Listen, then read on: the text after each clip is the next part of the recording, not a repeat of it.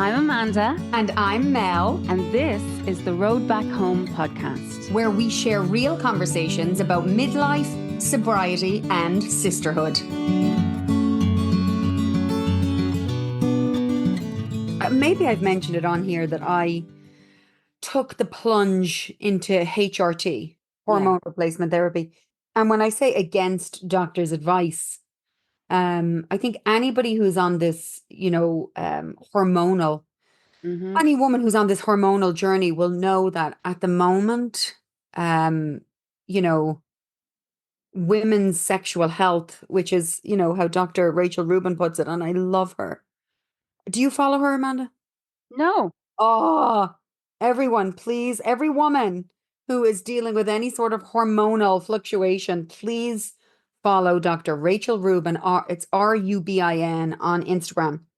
And she is basically debunking the myth. And when I say the myth, there was a study done, I think it was back in like 2000 and whatever, where there was a correlation between breast cancer and HRT. And there was a massive, freak out in the world. And doctors took patients off it, and patients called doctors,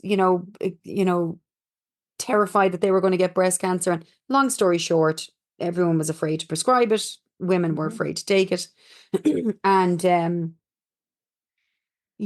as a result of that, women suffered for years and years and years. And now it's coming back with a bang and with proper data to back up the fact that not only does it not correlate with breast cancer, but that it has so many preventative benefits when it comes to health. And unfortunately, doctors in their 9 years of training get something around 3 hours of training around menopause and women's sexual health, unless, of course, they're going directly into that field, which is, absolutely pitiful. So my doctor tested my hormone levels because I was getting a bunch of symptoms that actually a couple of people in my life, friends, including yourself, were listening to me complaining about even digestive disorders. I didn't have typical hormonal, symptoms. Like I didn't have hot flashes, for instance. I still get my period regularly. So I was under the impression that once I'm still getting a period and once I am not getting hot flashes, I couldn't be in the menopause. Not realizing that, and my age, I am right where a lot of people are in menopause, 46. I didn't realize that women can experience menopause much, much younger, even 10 years younger. Yeah. So my doctor tested my levels, blood test, which I've since realized is just not an accurate enough gauge of, an entire cycle of where your hormone levels are. And he deemed me premenopausal. Sorry about that now, you're all good. And actually said, you could actually have a baby tomorrow, thinking he was being funny. So I had to find my path to a doctor in Massachusetts who sat with me. And this is outside my network, which means I have to pay for it, both the consultation and the medication itself. And she sat and she listened to my symptoms. And literally after my fourth symptom, she was like, we don't need to go any further than this. There is no doubt your experience is enough. Your experience is enough. And the fact that you've known your own body for 46 years is enough. So she put me on HRT, and within 48 hours, I could feel a massive difference, like for the better. But I'm on it 4 weeks, but I missed 2 doses this past weekend just because I was busy. I didn't get home till later, and I missed 2 doses, and it hit me like a bus on Sunday. And I've been trying to recover since. Granted, what are we today? It's Tuesday now, but I'm a bit concerned now, because if this is what it feels like to miss 2 doses, I am very concerned. But I'm also concerned, of how I was feeling prior if I don't take it. So anyway, that's a long story. If you're asking me how I'm doing, I'm not doing great at the minute, trying to figure this out. But then I also had, a situation over the weekend that caused me some upset as well. But let me get a little bit of information about you, because you're on this podcast too. You're on this episode as well. So how are you doing? Well, let me just say, when you say I went on HRT without my doctor's, against my doctor's advice, I would reframe that and saying without my doctor's support, because that's exactly what happened. Say that again. Say it again. You found your own solution without your doctor's support. That's exactly it. So the other thing though as well that's going on is that you've had a difficult time relationally anyway, like in the world. So that's going on too. You had a massive event. There's lots going on there that are all, contributing to feeling like there's a fallout today. So, Mm. there's lots of contributing factors there as opposed to it being solely on the back of a missed dose. It's like it wouldn't be fair if you had a very relaxing, non-stressful weekend and you missed two doses and nothing else was going on in your life. Well, then that it would be a fair thing to look at your HRT and be like, you bastard, like 2 days without you and I'm wrecked, or you know what I mean? Yeah. But when there's other things going on, like we can't take for granted or underestimate or understate the impact of an emotional wound, which is what we will talk about today. And Mhm. it was very destabilizing for you. And that feels like when I've been through something like that, I feel like, that phrase, I've been through the ringer. Yeah. I absolutely feel I've been through a wash and dry cycle and I'm emotionally like it's emotional roller coaster territory. It's very Oh, destabilizing. I love that term destabilizing because I kept describing it as just unsettling and it wasn't until after, and we'll talk about it, of course. We're keeping the listeners hanging on.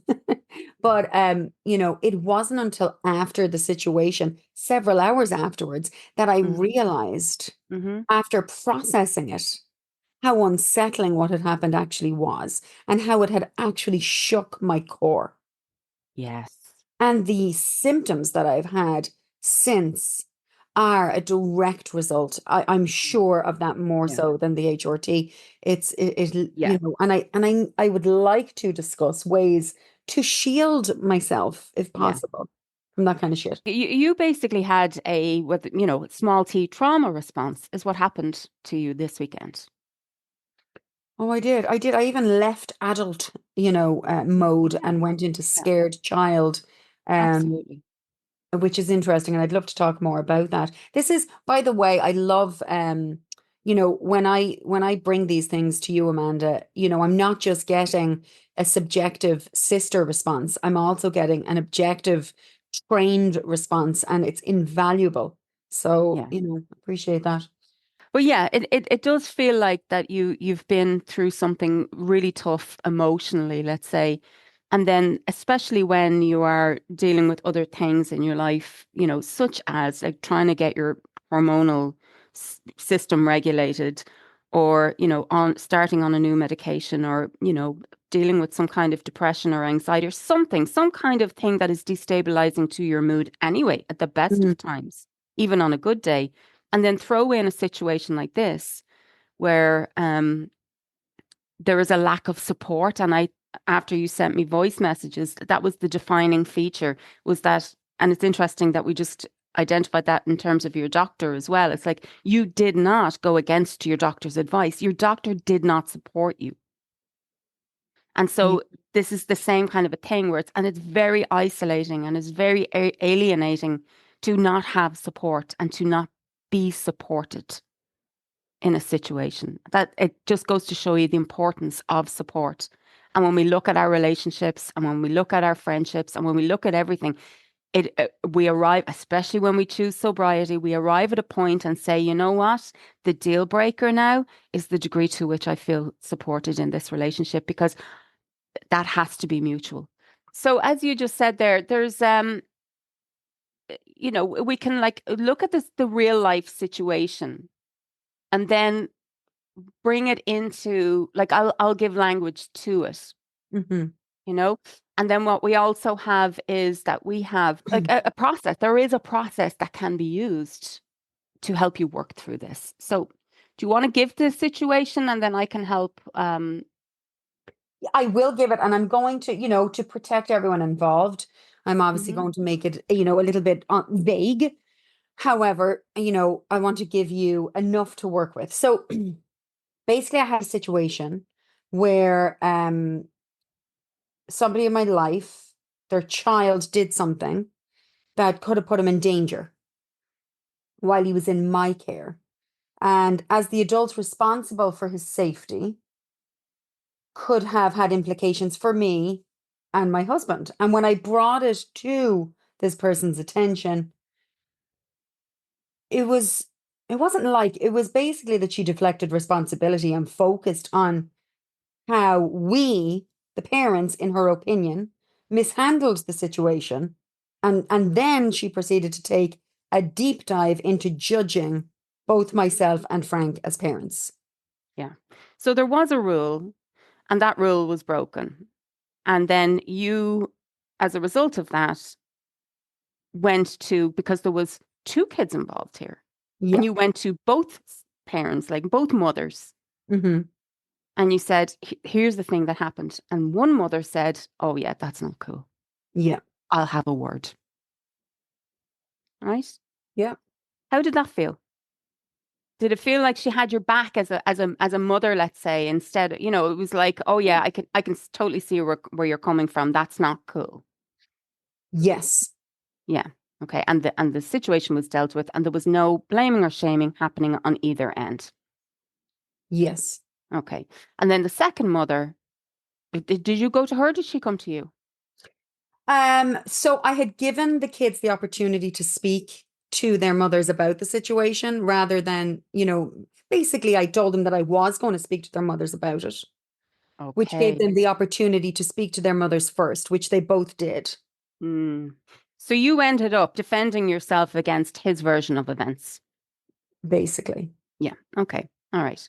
And I do also want to, preface as well by saying, like, this is a child that I love, that Frank loves, that has been in our lives for several years now. Yeah. And my my initial reaction when I realized what had happened was one of concern and one Hmm. of, oh, like what could have happened, Yeah. Hmm. while you were in my care. Had something happened to you, Hmm. you know, and that's where I was coming from. But it felt to me like that didn't even come into the conversation until much later. We did get Hmm. there eventually, Hmm. but not until the initial attack took place, which is Mm. what it felt like. And it's not the first time I have had this situation with this person. I don't feel safe coming to this person anymore Yeah. about something that I feel deserves a reasonable response and reaction. I have now learned after my third situation that this Yes. person will not give me a safe space in which to bring information to them without deflecting, without being defensive, and without pointing the finger back at me. Okay. Okay, great. Now, the thing as well is because you were so deeply impacted by this, along with everything else that was going on in your life, you felt yourself deeply craving to numb, to drink anesthesia. And that's what was also upsetting to you. Well, it's funny because I'm coming up, and I feel like when we name days, it feels too like AA, and I don't align with that. But coming up to almost 200 days, and I can safely say that Saturday was a day where I contemplated the end of my, sobriety. And Yes. being on a journey where I am not, I haven't made the decision, and I know you and I talked about it's not forever. It's kind of like, what are you doing today? But what immediately kicked in for me was that I knew that although it might have taken me away for a few hours, I was going to deal with twice as difficult a situation the next morning, dealing Yeah. with how I was feeling on top of, filtering alcohol out of my system. I was also concerned about where alcohol would take me in that Mhm. particular moment. I was feeling very emotional. And I felt I was going to spend the night crying into a glass of wine. And I didn't want that either. Or that I would, confront. Yes. So, that It safety, didn't feel safe to drink. and you've always said that that's why you stopped. It in that moment, my decision not to go to the liquor store was a safety issue. Yeah, there you go. Okay, so However, I did turn to sugar and too much of it. I leaned into something, yeah, and that didn't feel good either. But I also knew that it wouldn't take control from me. yeah, yeah. It felt sometimes it feels unbearable to have in that moment to have nothing, you Yeah. know? So that's okay. All of it is okay. And you're learning. And this is part of the learning process. So what I was saying to you is there is in the step work, there is a maintenance phase. So in the maintenance phase, one of the things that we do is continued personal inventory. And this is where we're encouraged to take regular stock of our thoughts, our emotions, and our actions, and admitting promptly where things are going wrong for us and making alterations or addressing those things in the moment. And that helps us stay mindful and avoid slipping back into old patterns. It helps us stay accountable to ourselves, to others. It helps us maintain boundaries. It helps us, as they say, keep our side of the street clean. And it helps us cultivate qualities such as, self-honesty, humility, acceptance, all the things, qualities that support ongoing growth and stability in your recovery. Because without those things, without that stability, without that, mindfulness, without that taking stock, just like a business that never takes stock, you will go broke. And it is when you go broke that you're like, fuck it, I might as well drink. Right? You kind of have nothing to lose anymore. So, by regularly acknowledging and addressing resentments or fears, you can prevent the emotions from overwhelming you and therefore festering into a larger issue that you then reach out for anesthesia. So, this is a daily practice. It's something that is, again, I've spoken about you are raising a consciousness here. It's an awareness. We've done an episode in the past about having a needs awareness, you know, doing all your negotiating in life in terms of um, empathizing with needs in others and in your own so that, you can get your needs met in the most efficient way possible and without depriving somebody of getting their needs met, which eventually creates a barrier to just by very way of their resistance to getting your needs met. So this is a practice. I say daily practice. I would say an ongoing awareness that you build. When I say a daily practice, not something you do once a day. It's something you catch yourself doing in the moment and you instantly process. You're teaching yourself to process in this way. It'll help you build resilience and it will help you maintain the emotional sobriety by allowing you to stay in a place of clarity, honesty, and pureness of intent and pureness of like clean communication. So we're going to run through this, right? And I will explain certain things along the way because there are certain things that are helpful for us to understand, such as how the impact is happening. But we will go through it. If that's okay with you, we will go through this in real time. Yeah. Yeah.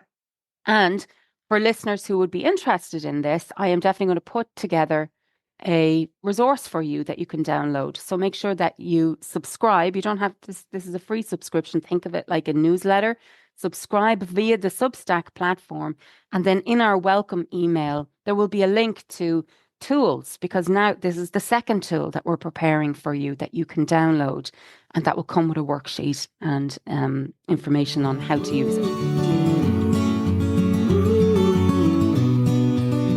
Okay, so step number one is identify the resentment. Who or what am I resentful towards? So write it down, Melanie. I am resentful at my friend, or even you just say blank. I'm resentful at blank because,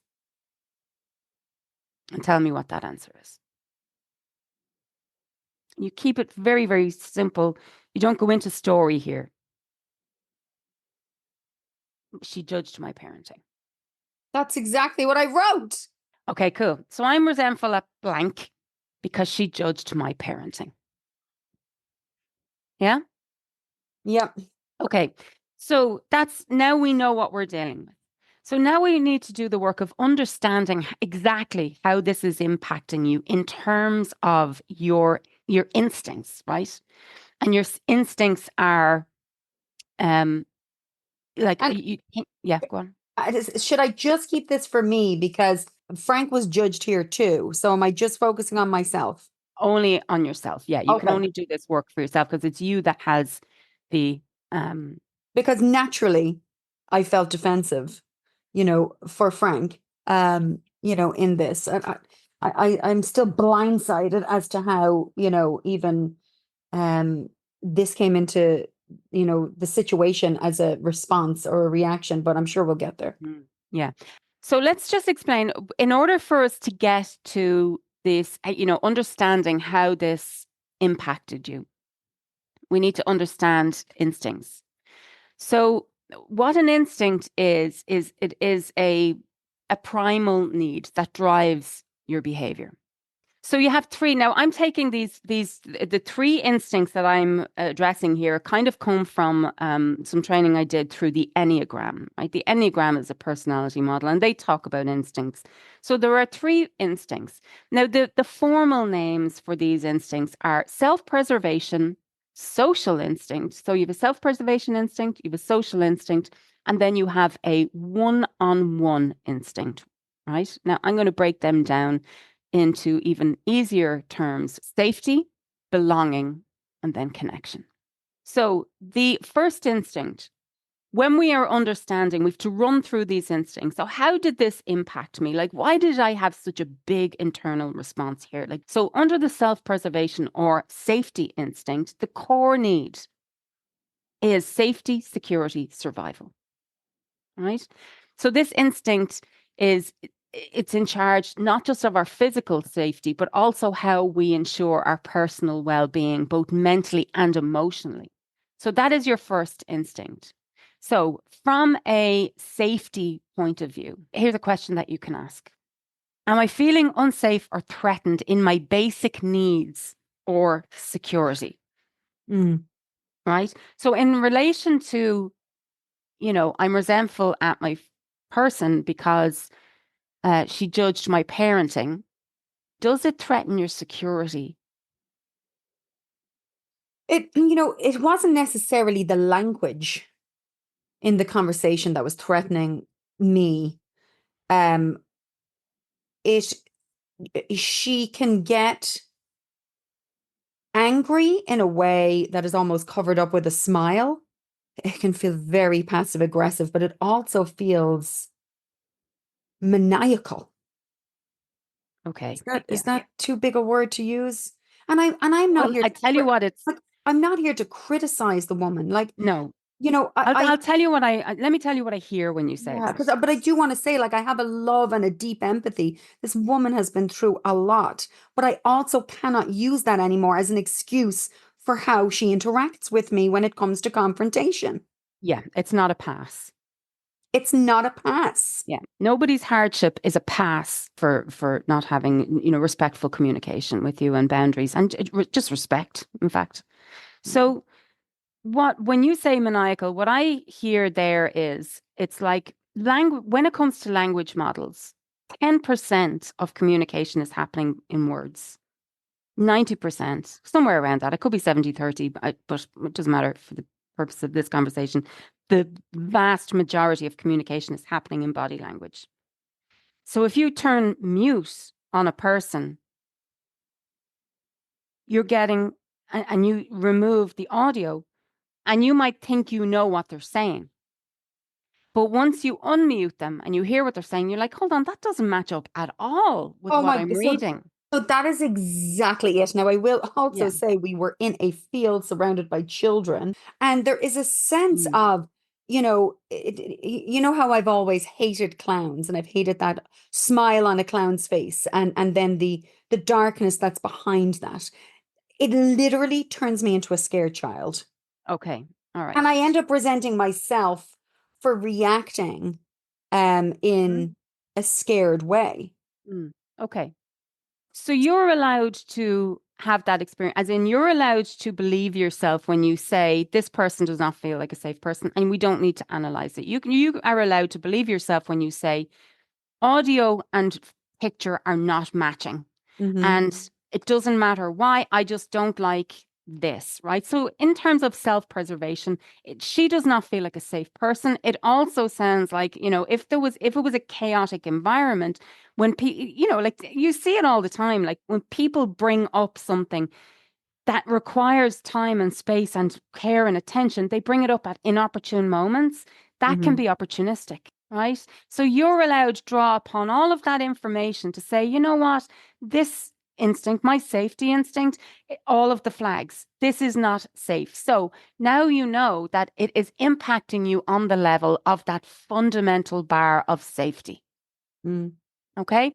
Um, so the question is, am I feeling unsafe or threatened? Yes. That's all you need to know. Okay. It's impacting my sense of safety. Then we move on to the next instinct, which is the social instinct. And the question for this is, do I feel embarrassed, disrespected, or shamed? Is where this is going leave me to feel concerned about my place in this social group?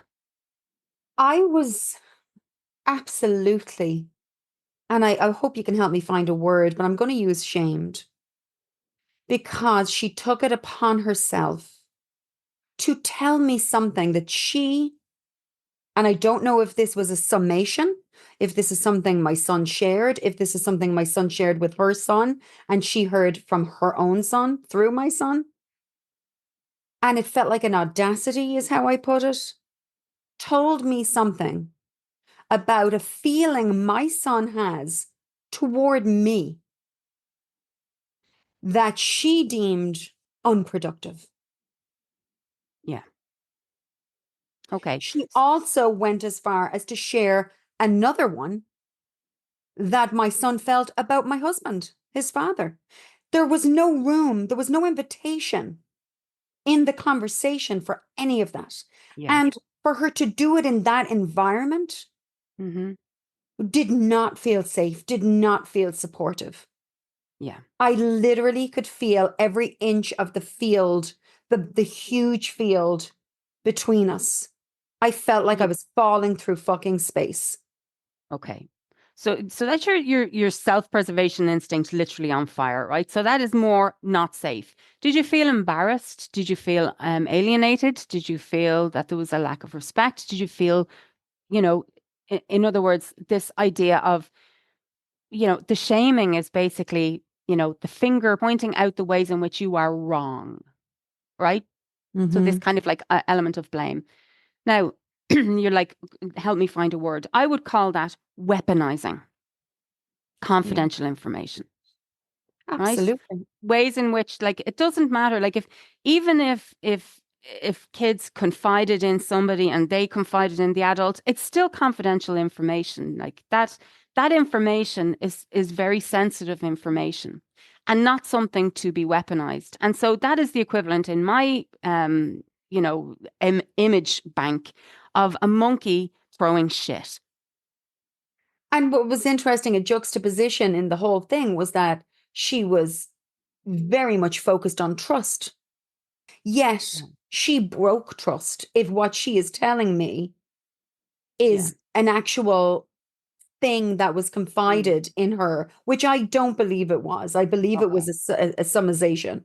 Okay. So now the information you're getting is that there's a lack of integrity here because she's not smoking the shit she's selling. Well, there you go. Yeah. Okay. So this is all just information that you have now that you're gathering, let's say. This is your experience of a person, but this is all on you. This is all stays on your side. We're not building a case to go and slap her with a fucking lawsuit here, as in No, like an emotional lawsuit. But what I am saying is this is information that is going to come into thing. So you were impacted on the level that you didn't feel safe. Your need for safety wasn't being met. You were also impacted on the level that you didn't feel supported. And so your need to be supported in a social sense wasn't being met either. Now, the third one is the connection instinct. Do I feel disconnected or undervalued in my closeness with this person? Ask me that again. I'm going to ask you another way. Did at any point I feel that I would lose connection with this person if I did anything other than comply or smooth things over or somehow abandon myself in order to let them off the hook with something? I would say that there was still some connection there. Um, but I genuinely, having processed it later, cannot say if I felt it was authentic. I got so I got into a bit of a state in the conversation. And when we talk about fight or flight, my body literally wanted to run away. And the adult in me stayed to at least come to some sort of a resolve. And I immediately needed connection and actually asked her for a hug. There you go.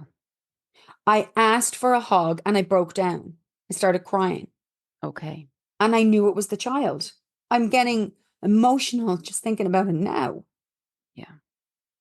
I'm going through all of the feels again. And Yeah. it's like, you think at 46 years of age that you're not going to feel this way, especially when you're someone who works on themselves so much. Yeah. But for someone to still have that ability to penetrate. Yeah. So you tried to save the day through connection, through maintaining connection, which one? I was also painfully aware that our kids Yes. were watching us. Yes. Okay. And actually I noted something very interesting. So I also wanted them to feel safe. I knew that they were watching us arguing, and I knew that they were feeling unsafe themselves. And I knew that my body language with hugging would relieve them to the point where they actually started joking and hugging each other, Yeah. letting us Okay. know that they saw Mm. that. And I knew because they kept coming over to us asking us for, hey, can I have money for pizza? Hey, can I have money for drinks? And I knew Mm-hmm. that they were doing that to try and break up the conversation because they could see that it was getting heated. Okay. All It was right. directly impacting them. And that was a big concern for me. Yeah. And you took that on in the moment. So you kind of like in spite of the fact that you didn't feel safe, in Right. spite of the fact that you didn't feel supported, Hmm. and in spite of the fact that you didn't even feel genuinely connected in that moment, you feigned connection. Yeah, I needed it too, though. I Yes, feigned it for them, but I also you made a I used bid. it as a diffuser. Yeah. And you made a bid. So, in a way, that was, it was almost like some kind of a Hail Mary, it was like, it's so unbearable. It's almost the same as picking up a drink. It was Yeah. almost a form of anesthesia. It was like, this is so unbearable. I'm just going to fucking throw, I'm just going to, drink a hug, you know? Right. Right. Or whatever, just to diffuse the situation. Okay. So that is just to understand how deeply impactful that this is, right? It threatens my safety. It threatens the degree to which I feel supported, and it threatens the degree to which I feel connected and valued in this relationship. So I can understand now how the different areas that were at play, like now it makes sense that I felt like I was falling through space.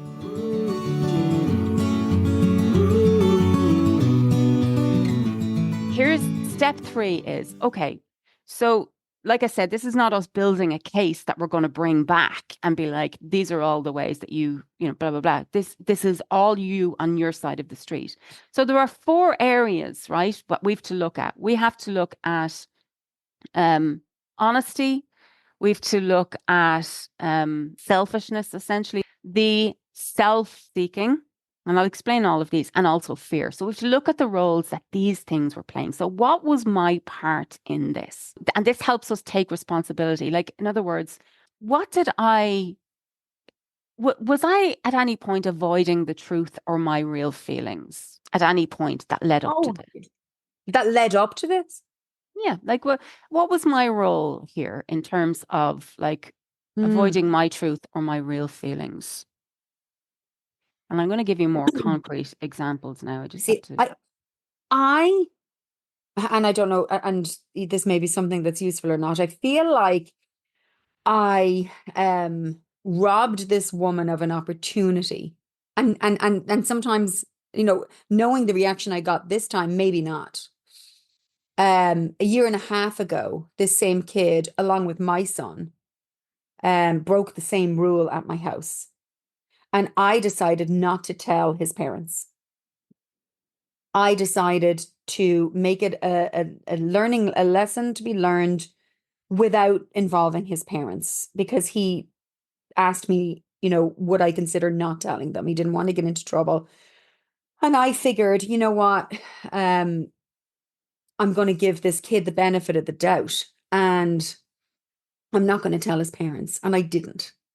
And I struggled with that decision because I felt that I robbed her of an opportunity to have a teachable moment with him and her husband.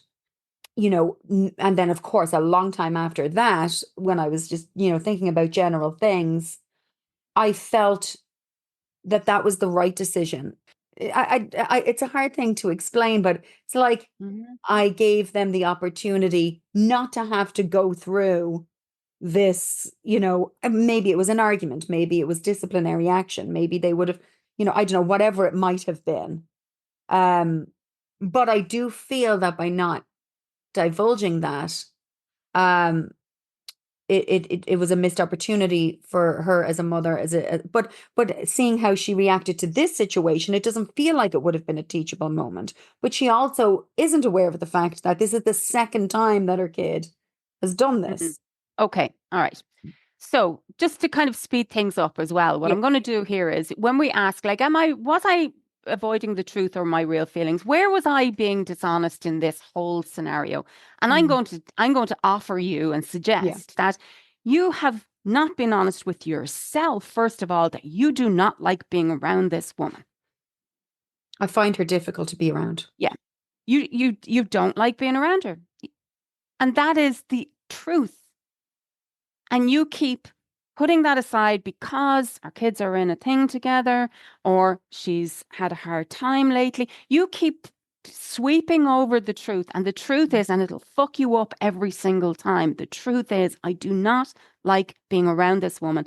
And we know now because we've done it, because you're safe, you don't feel safe, you don't feel supported, and you don't feel connected. Right? So that is the truth. So if I was honest, I would admit to myself that I do not like being around this woman. I don't like navigating life with her. I don't like navigating contracts. I don't like any of the stuff that comes with it. Don't like being around her. So if I listen to that truth, well then, I would minimize my time with her, my engagement with her. Things would look very different. I would have much harder boundaries with her. So that's where I need to take responsibility for the fact that I am ignoring my true feelings about this person. Okay? Mm. So that's how we kind of like own our dishonesty. And I will, and again, in the handout, put a list of specific things. Like another way we would be being dishonest is where, we're not expressing feelings or ideas. We're not being clear about things. You know, we are hiding reality. Or it's not even that I wasn't honest about the fact that our kid did it before. I'm just not being honest with the fact that I don't like her. So I will put a list of actual behaviors that will help you identify how you might be being dishonest. Because the last thing we think of ourselves is dishonest. And that's how we get like caught up in these situations because we don't see how we could have possibly played a role in this. Oh, I played a role in this by pretending that I don't fucking hate being around her. And is there a difference between, like, it's not that I don't like her. Like, there's a lot that I do like about her. Is there a Yeah. difference between that and just not feeling safe or not feeling supported? Listen, Or just finding her difficult, but why? But then, yet, I continuously try to focus on the things that I do like about her. yeah, But then, of course, the things bite me in the same things bite me in the arse. For yeah. 3 times now, I've had the Yeah. same thing bite me in the arse, and it's that thing that you spoke about before. When are you going to believe that? Yeah. And also it's the thing we spoke about before with the real self and the ideal self. The ideal self wants to like everybody. Yeah. Yeah. And The that's kind ideal self of wants to be a compassionate, merciful person who just sees the good in everybody. Right? That's the ideal self. Meanwhile, the real self is like, fucking don't feel safe, don't feel supported, don't feel valued. That's the reality. But the ideal self takes precedent because you're kind of like aspiring towards this ideal of, the person who's, Mr. Mrs. Nice Guy to everybody. So that's why it sucks, to be honest. It sucks to kind of like, for example, and I've said, gave this analogy before. There's a feral cat that one of them now is not feral because she sleeps in my room, but we have a second one that comes to the house and he's very cute, but he's feral. And that cat will bite me and scrub me if I push the boundary with him. Now, I want to have, I want to be able to be like, oh, and head rubs and all of that. But I know if I do that, the cat is going to swipe. I have to, it's the same thing, whereas the reality, I want to be able to love on the cat, but the cat is feral. There's nothing I can do about that. So the difference is that you can like somebody and you can grieve the fact that you can't be around them. You can grieve the fact that this person who I wish in my ideal, Mary Poppins mind, yeah. like what's the other one where your woman's the fucking singing nun? Sound of Music. Like I would love that. The Von Trapp fucking family, Then we've to acknowledge the fact that we've been fed the lie that there is such a thing as these fairy tale relationships. Yeah. And you're allowed grieve the fact that the reality doesn't live up to the ideal. Yeah. Okay. So that is dishonesty. So now we know that your role here was actually dishonest. You were not honest with yourself Mm-hmm. about this. So now we move on to selfish. So in what way was I being selfish? So in terms of assessing, like, where was I selfish here? Was I selfish in, like, did I want her to behave a different way? Do I have a script? Did I have, like, was I being the director in this scenario with an idea of how she should have responded to me? And then she didn't. Am I resentful because she didn't show up the way I wanted her to? Am I disappointed? Like, is that part of the problem here? She didn't show up the way I thought she should. Right? And if that's playing in, well, then that is how you are selfish in that regard. That's one way, right? Another way is, and this is a very interesting one, was I reacting from my own trauma? Was I reacting from my own insecurities here? By not admitting the fact that I don't like her, but I don't have the courage to just let that be the reality and to have my distance from this person and deal with the sadness that it brings, because in an ideal world I would be good friends with my kids' good friends, parents. That would be the ideal to me. That's what I would love, you know? So Mhm. that's a way that you look at the selfishness. It's because I had a belief that it should have been, like, I had an idea of how this could have gone or should have gone, or how friendships should work, or how parents of kids who are friends together should deal with each other. I have a script for all of that, and she's not going along with my script. Right. So that is where I'm being selfish. I'm expecting something of her that she just isn't doing. I'm wanting my way. I'm wanting her to deal with this my way. Okay. And Mhm. that's just a little reality check. Yeah. Okay. And I appreciate that you're doing this because I Yeah. want to have responsibility and liability in this. Yeah, you do.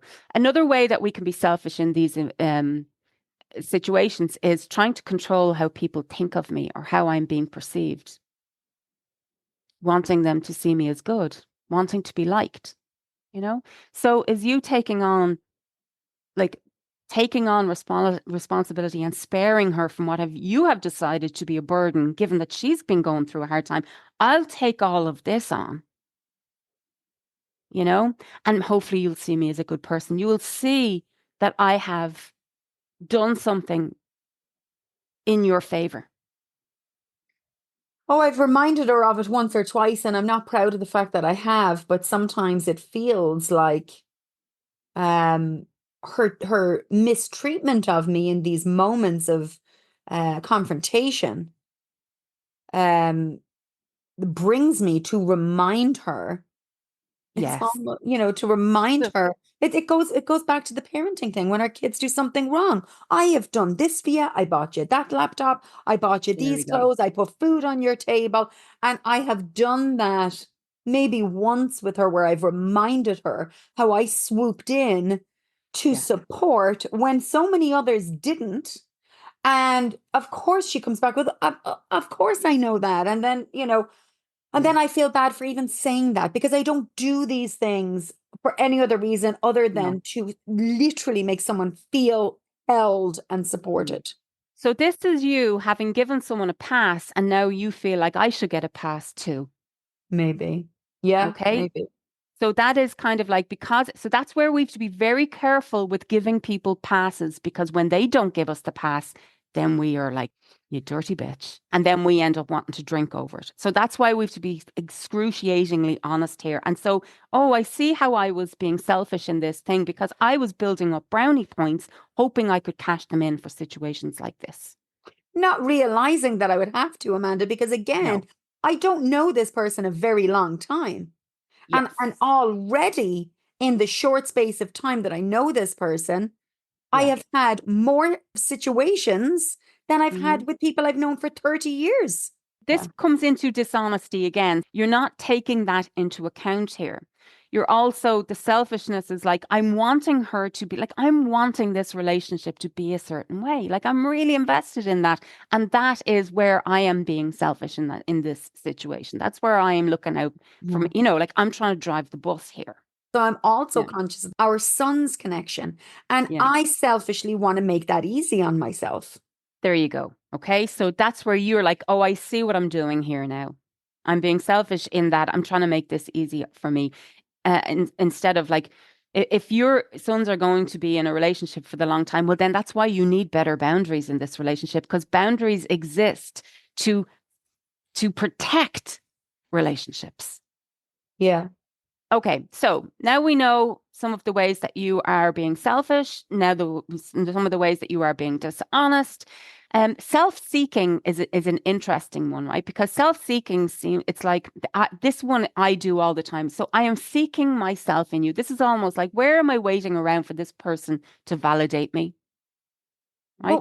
But can I just say, like, I'm genuinely not looking for that. I don't want that. I genuinely am not looking for any sort of validation, Okay, praise. I'm looking for ease. I'm looking to be able to bring something up with her. If our kids are going to be friends and yeah, they've only hit those teenage years where shit's really going to hit the fan, yeah, I hmm am asking her yeah, to be responsive in a way that is not even just easy, but that's safe, that's yeah. comfortable, that is supportive. And That's I don't have that's that. fair enough. That's fair enough. And she has shown you now that the answer to that is no, right? Okay. But when you continue, if you continue to ignore the fact that she has already declined that invitation, well, then and you continue to seek your security from her or seek safety from her. So in that encounter that you had, your security and safety, like you on some level were dependent on her, a certain response for her in order for your security and safety instincts to kind of be met, let's say, your Mm, needs to be met, as opposed to, and you said you were falling through space. You decide up front from the minute I feel those things are threatened, I say, mm, do you know what? I'm going to interrupt you now and I'm going to put an end to this conversation because it's going in a direction that does not feel good to me. mm. Ah, but Right. blah, blah, blah. I'm going to stop you now. And this is where you do the broken record. I'm ending this conversation now. I would love to take it up another time when it's not so chaotic. There are at least three topics on the table, and there are certain ones that I need to address right now. And one of the ones I need to address right now is the boundary I have in my home when X is staying there. At Go on. least two or three times Yeah. during Yeah. the I don't even know what to call it, during that situation the other day, I wanted to stop and say exactly that. I'm not having Yes. this conversation right now. Not the time or place, but you know what? I also didn't want to spend the rest of my day waiting for the conversation to happen. So I ignored what I needed in that point in time to just get it out of the way there and then. Yes. Okay. And So you she abandoned seemed, yeah, yourself. I did. I fucking abandoned Okay. myself. So that's what we mean by self-seeking. Like, where did I abandon myself here? That is what we're thinking when we're looking at self-seeking. It's like it's self-abandonment, really. Where did I abandon myself? So you had all of the instincts coming up. You knew that, I'm not going to have this conversation, not the right time, not the right place. You knew that that topic is separate from this topic. You had all the information at play. But because you didn't trust your instincts, your nervous system kicked in and you were in fight or flight mode. So you lost your ground. I did. Yeah, Okay. that's where I felt like I was falling Yeah. through space. So this is the work that helps you prepare that ground really well so that when you're on it, you can feel it when it shakes, you know why it's shaking, and you know how to reinstate, like get stable again and say all the things. And so now when you put that boundary in place, or when you say, I am not having this conversation now, and if it is pursued, you can say, if there is an insistence, like I had this situation where somebody was trying to go down a path with me that just was a non-negotiable. It wasn't on the table. It was not a discussion. I'm not here to debate my decisions on this matter. I'm not here to debate it with you. And she wanted to point out to me like her disapproval of it. And I was like, I'm not having this conversation. And then she came at me again. I'm not having this conversation. Came at me again. And I said, is there anything else that you would like to talk about? Because I am not having this conversation with you. It's not up for debate.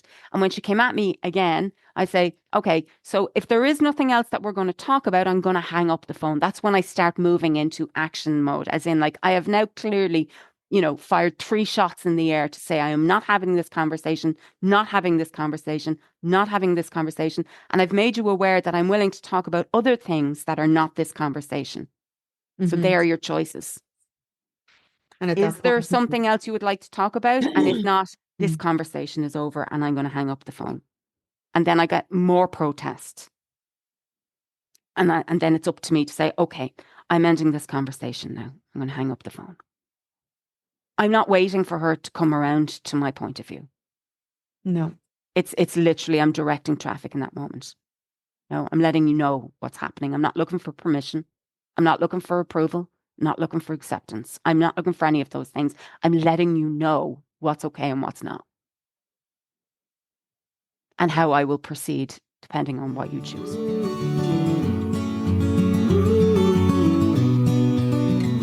Okay. So what we've done there is we've looked at the self-seeking / self-abandonment. We've looked at the selfishness. We've looked at the dishonesty. Now we look at the fear. Like, I'm frightened. In what way was fear playing a role here? You were fearful, as is a pattern for you, of her opinion of you, her criticism of you, like the fact that, there was potentially being rejected here, abandoned here, you know? The fact that you weren't able to get her over onto your side. That's scary to me. My fear of becoming overwhelmed. My fear of healthy boundaries, like my fear of expressing myself, like all of the fears, like all of the way the fear is playing a role here. I'm scared to have limits. Mm. I'm scared to hold people to account in case they leave me, in case they attack me, in case whatever it is. I'm scared that I would be humiliated, all the things. Yeah. And when we have those fears, we have to kind of look at those fears and say, okay, well, I have that fear because I was afraid of something also that influenced my reaction. So I can see now how fear was playing a part in that. Like if I wasn't afraid, I probably would have chosen something different. I told myself this conversation needed to be had today because I was afraid that not addressing it would make things worse later on.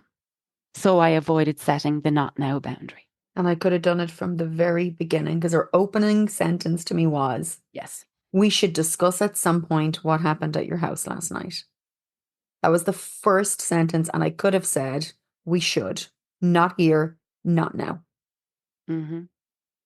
the final step is like, well, how am I going to correct this? Do I need to make amends here to anybody? Do I need to set the record straight in any way? And that's not about going and saying, by the way, I think you're a dick for how you went about things.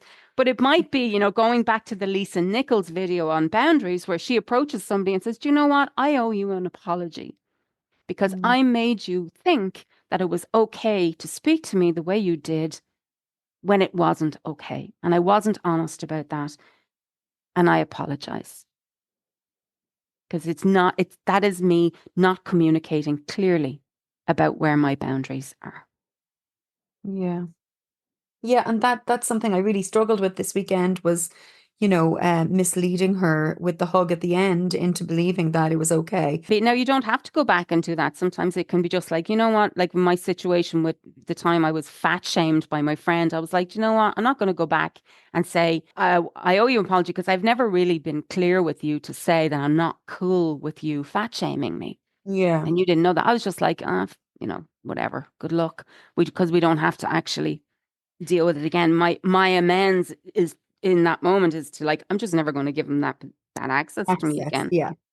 So Yeah. that is And kind of like you think about it then after doing all of this work. And then the real work for you is the next time that your instincts are saying, I don't feel that this is a safe person. I just don't feel safer in this person. You do not gaslight yourself. You do not suppress that instinct and go ahead anyway. mhm. You are honest with yourself. You call yourself out on kind of like, because you said it beautifully, because I selfishly wanted that relationship to work because our sons have a relationship. You call it out and say, I see how I am trying to aim for the Von Trapp fucking situation here. The happy families, the harmony, because that's a big need for me. I see how I am pitching for that, and that's not fair to me or to anybody else. Yeah. So that means like checking yourself. Am I being honest with myself? Am I being pure in my intentions? So that is the, the process on walking this through. I hope it helped. I hope it felt somewhat clarifying for you. Free therapy, babe. Yeah. And like I said, this is not something that is a one and done. This is not something you perfect. This is an awareness you create in your life when you are in the moment that you can kind of run through this inventory in your mind to say, how am I being impacted right now? And what role am I playing in that? And how can I take that power back? And what needs to change going forward? I'm leaving this episode feeling supported. And of course, I had people, in my life here this weekend who supported me um, while I was on this emotional roller coaster, unraveling everything and processing everything that had happened. But with the knowledge that you have, given here and the steps and the validation and also giving me the opportunity to find where I have liability and responsibility, because that's a huge part of growth, right? Is very much holding yourself accountable Yeah. for your part in something. And, so I'm very grateful, Amanda, that, I have you from a subjective and an objective place, which I find extremely helpful. I went through a little bit of anxiety during this episode. But I am leaving feeling an absolute massive weight lifted. Mm. And it was a very generous thing to do to allow us to basically process this and document it so that we can share with others because it's an extremely vulnerable thing to do. But it is Yeah. also a very important thing that we learn to do is like when our feelings are hurt and we end up going through the ringer, as we say, we are not powerless. We're not helpless. We can look at this and say, oh, I see. I see how I've been literally gaslighting myself and not honest. If I was honest, my Mm, gosh, how much sooner would I have a boundary here? yeah. Yeah. And it's like it's disappointing for me to be honest and say I don't, feel safe around that cat. I want to be. I want the cat to be on my lap, Yeah. but that's not up to me. All right, chicken. Well, So, I'm going to go and enjoy a massage now. And I actually feel like I can. I've had a really hectic weekend, as you know. I won't even get into everything that happened, but I've had a lot of amazing, wonderful things happen this weekend as well. And going into this massage that I've been so looking forward to without the weight of this situation in my body yeah, is a gift. So I'm yeah, so grateful that we have this space to do this me work. too. Me too. Yeah. Good. And self-compassion all the way, and mercy and forgiveness and all that stuff. All right. Until next time, listener. Love you. Bye. Bye.